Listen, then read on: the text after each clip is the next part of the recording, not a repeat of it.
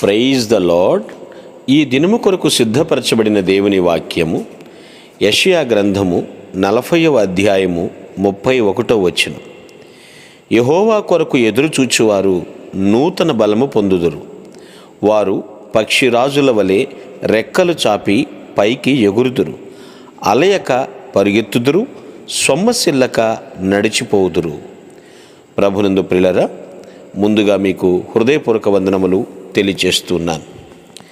ఈ లోకంలో మనం జీవిస్తూ ఉన్నాం. అయితే పరిశుద్ధంగా నడుచుకోవటానికి ప్రయత్నాలు చేస్తూనే ఉన్నాం. ప్రతి ఒక్కరికి కూడా ఈ జీవితంలో ఈ యాత్ర అనేది ఆనందంగా ముగించాలనుకుంటారండి. తప్పేమీ కాదు. శేష జీవితం అంతా సంతోషంగా గడిచిపోవాలనుకుని కోరుకుంటాం, తప్పు కాదండి. అయితే అది ఎప్పుడు సాధ్యమవుతుందో తెలుసా అండి? దేవునికి ఇష్టమైనటువంటి రీతిలో మనం కానీ దేవుని సేవిస్తే అది సాధ్యమవుతుంది. మరి దేవునికి ఇష్టమైన రీతిలో సేవించాలంటే తగిన సామర్థ్యం కావాలి కదా, అనగా బలం కావాలి కదా. ప్రస్తుతం మనలో ఉన్న బలం సరిపోతుందంటే ఏమాత్రమూ చాలదు. అందుకే దేవుని కొరకు ఎదురు చూస్తే నూతన బలం పొందుతామంటున్నాడు భక్తుడు ఇక్కడ. ఆయన బలం మనం పొందుకోవాలి. దీని అర్థం ఏంటో చెప్పనా అండి? మనకున్న ఈ స్వల్ప బలానికి మారుగా దేవుని యొక్క అమితమైనటువంటి బలాన్ని పొందటం నేర్చుకోవాలి. దేవుని బలానికి మితి లేదండి. ఆ బలాన్ని పొందటం మనం నేర్చుకోవాలి. ఎందుకంటే అది ప్రభు విశ్వాసులకు ఇస్తానని చెప్తున్నాడు. ఆయనలో దొరకగల బలం ఎలాంటిదంటే ఇక దానికి మించింది లేదు. మనం ఎప్పుడైతే విశ్వాసంతో దేవుని వైపు చూస్తామో అప్పుడు ఖచ్చితంగా దేవుని బలం మనకు దొరుకుతుంది. ఆ బలంతో మనం ముందుకు సాగాలండి. ఏ విషయాన్నైతే మన కోసం దేవుడు చేయాలనుకుంటున్నాడో, మనం దేన్నైతే చేసుకోలేమో అది దేవుడే చేయాలి. కాబట్టి మనం ఆయన మీద నమ్మకం పెట్టుకోవాలి.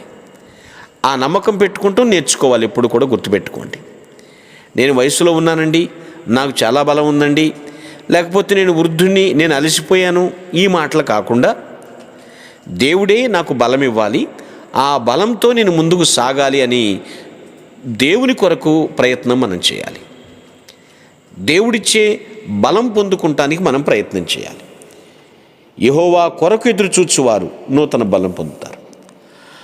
ఆ దేవుడిచ్చిన బలం పొందుకున్నప్పుడు మన లైఫ్ ఎలా ఉంటుందో తెలుసా? ఇక్కడ వర్ణిస్తున్నాడు.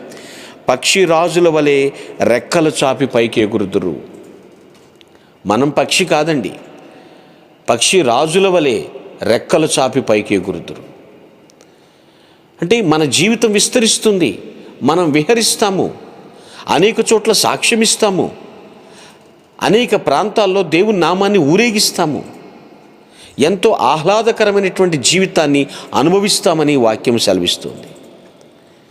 మనము దేవుని కోసం కాకుండా మరి దేనికోసమని ఎదురు చూసామా, ఇవి ఏమీ జరగవండి. దేవుడిచ్చిన నూతన బలం పొందుకున్న వారు వాళ్ళ పరుగులో అలసట అనేది చూడరు. అలసిపోకుండా పరిగెత్తుతూనే ఉంటారు. కొన్ని విషయాలు మనం వింటూ ఉంటాం కదా, ఈ జీవన పోరాటంలో నేను అలసిపోయాను, ఇక నా వల్ల కాదు అని కాడి పారేస్తూ ఉంటారు. అలుపు తెలియకుండా ఉంటుందండి దేవుని బలం పొందుకున్నట్లయితే.